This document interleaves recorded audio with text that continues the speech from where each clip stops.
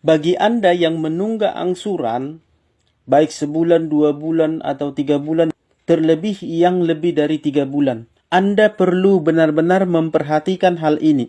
Dan Anda perlu sebarkan ini ke banyak orang, supaya jangan banyak yang jadi korban seperti ini. Selamat berjumpa kembali dengan saya Maro di Maro Channel. Bagi Anda yang menunggak angsuran atau yang gagal bayar terlebih mobil atau motor, Anda perlu perhatikan konten ini. Jangan di-skip.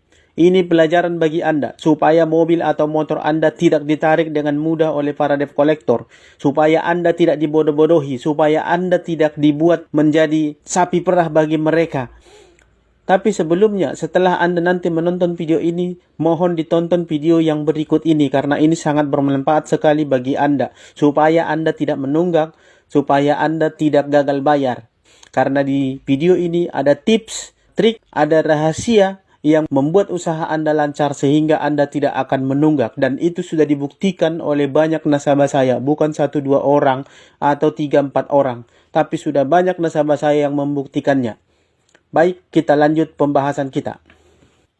Pagi ini saya agak kesal membaca salah satu chat dari seorang nasabah di video saya yang berjudul Cara Menolak Penarikan Kendaraan oleh Leasing. Jadi begini bunyinya. Saya ditelepon oleh leasing, disuruh datang, disuruh bawa satu angsuran, ya, maksudnya 1 bulan angsuran. Sampai di sana mobil saya ditahan, kuncinya ditahan, STNK ditahan. Tetapi dia ajak negosiasi saya harus bayar semuanya. Ini yang agak bikin saya kesal, ya.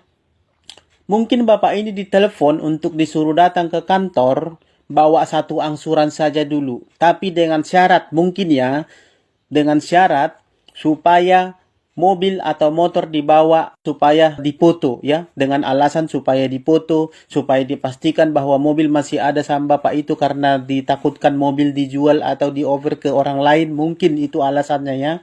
Atau mungkin dikatakan mau dicek dulu nomor rangka, nomor mesinnya. Itu alasan-alasan oleh para debt collector yang licik. Mereka biasanya akan menyuruh nasabah yang menunggak untuk datang sendiri ke kantor. Dengan demikian, mereka akan dapat mobil, motornya, unitnya dengan cara mudah. Jadi begini Bapak Ibu, kita harus berpikir bijak lah, berpikir kritis lah, ya. Orang yang sudah menunggak mobil atau motornya, pasti para debt collector ini akan berusaha untuk menarik mobil atau motornya. Jangankan untuk datang ke kantor, sedangkan di jalan saja taruhan nyawa mereka berani loh untuk menarik mobil atau kendaraan Anda yang sedang menunggak. Jangankan di jalan, ke rumah Anda pun mereka datang.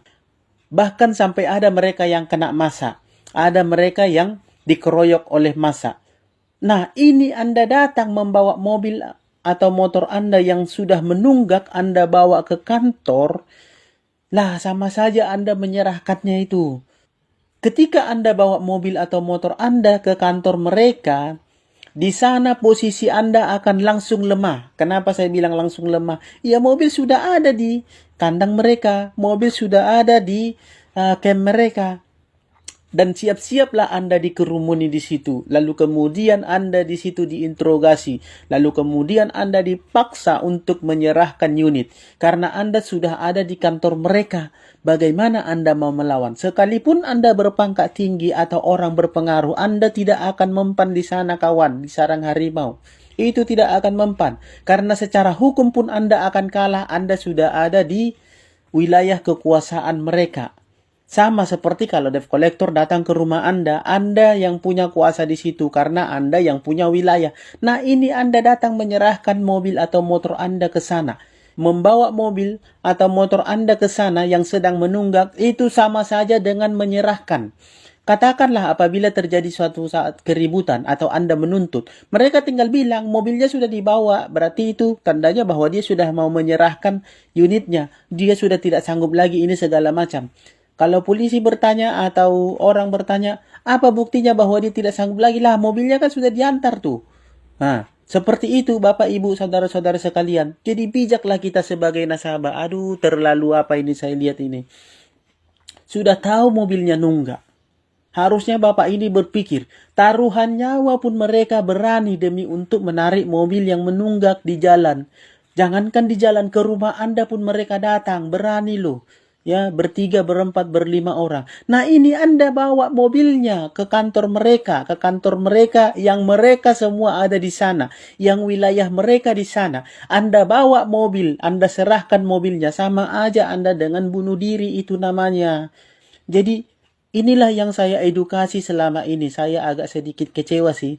Mungkin Bapak ini belum pernah lihat VT saya atau video-video saya sebelumnya. Di video-video saya sebelumnya selalu saya tekankan jangan pernah bawa mobil yang menunggak ke leasing. Jangankan ke leasing, lewat dari depan debt collector pun jangan mobil atau motor yang menunggak. Kalau itu terjadi, artinya Anda sama saja menyerahkan unit Anda ke mereka. Dan posisi Anda untuk bernegosiasi tidak akan ada dipertimbangkan, akan sangat lemah. Kenapa? Sangat lemah. Yang pertama, Anda sudah bawa mobil ke sarang mereka. Yang kedua, tempat itu adalah camp mereka. Mereka di sana semua. Yang ketiga, Anda tidak akan ada yang membela di sana. Karena nggak mungkin masyarakat dari luar masuk ke kantor sana sekalipun Anda teriak. Yang keempat, secara hukum, Anda tetap kalah. Kenapa saya katakan tetap kalah? Yaitu wilayah mereka. Saksi mata tidak ada selain mereka. Ya, seandainya pun terjadi sesuatu. Dan kemudian mobil sudah di tangan mereka, sudah mereka gembok itu. Jadi Anda tidak akan bisa nego dengan mereka. Apapun yang mereka katakan, Anda akan iya-iya saja. Kalau tidak, Anda akan kalah. Ya, kalau tidak, Anda bisa saja diusir dari situ. Atau bahkan mereka bisa menuduh Anda melakukan keributan di sana loh. Seperti itu. Ya Bapak Ibu, aduh mohonlah. Sebagai nasabah, para nasabah, Bapak Ibu, saudara-saudari sekalian, sekalipun Anda tidak menunggak saat ini, tapi kalau Anda punya pinjaman, Anda punya angsuran, apalagi yang beragunan, tolonglah luangkan waktu Anda untuk belajar, supaya jangan terjadi hal-hal seperti ini ya, untuk belajar mengenai peraturan dan undang-undang atau hukum yang mengatur tentang leasing perbankan dan pembiayaan lainnya. Supaya ketika terjadi seperti ini, Anda mohon maaf, mohon 1000 kali mohon maaf. Anda jangan bego-bego amat lah. Terlalu ini. Masa mobil sudah menunggak dibawa ke tempat leasingnya, ke camp leasingnya, ke kantor leasingnya? Aduh, tolonglah ya. Bapak, Ibu, saudara-saudara sekalian, jika Anda ada waktu, tolonglah ditonton video-video yang mengedukasi tentang hukum-hukum, peraturan dan undang-undang yang mengatur tentang hutang piutang, ya, leasing bank finance, supaya Anda jangan terjadi hal-hal yang seperti ini. Anda sendiri yang menggolkan bola ke gawang Anda. Tamat. Sekian dan terima kasih. Salam sahabat.